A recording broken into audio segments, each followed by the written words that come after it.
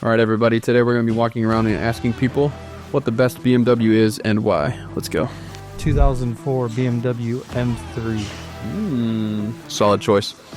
A dead one because they don't leak. Probably the 1 Series because they handle good, and if you smack the curb, they take it really well. They hold together. They do. I can personally attest to that. I don't know, one that's not leaking oil. Fair enough.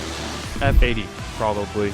I think that was the pinnacle of kind of still having the full feel of the road, and the speed, the sound, the suspension seat, everything about it is just right. I think that's the best. Solid. I'm kind of biased to my own platform.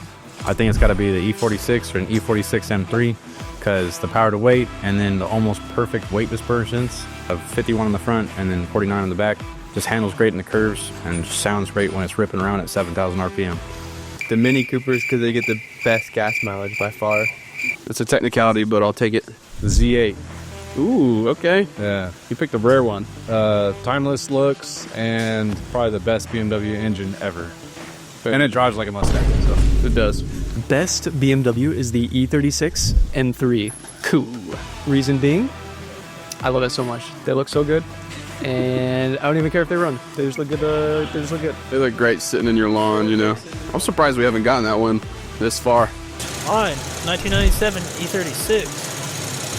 Why? What 'Cause kind? I built it. E36. It's green. It's green like the money. That's a very tough question. I'm going to say E92 M3. I'm biased. I own one. 2011 1M because of their rarity and because I own one.